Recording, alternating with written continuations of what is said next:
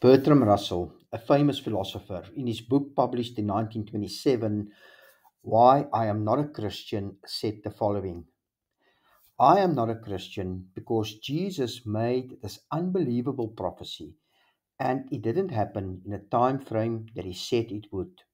He was speaking, of course, of the story of Jesus' prophecy of the destruction of the temple, but he specifically was referring to the Matthew account of the story, and in particular, verse 34 of the 24th chapter, where Jesus said, Truly I tell you, this generation will certainly not pass away until all these things have happened. Now, certainly, this sounds as if Jesus indeed did say he will come again within the lifetime of that generation.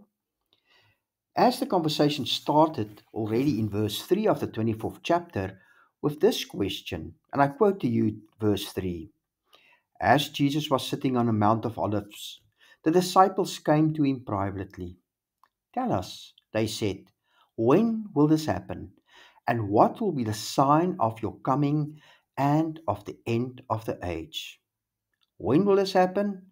And what will be the sign of your coming and of the end of the age?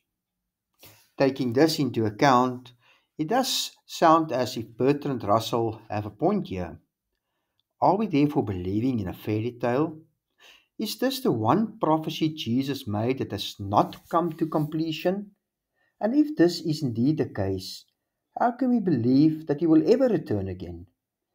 As believers, we do know that this is not true, though, that he will come again and that he will put an end to all sin and all suffering.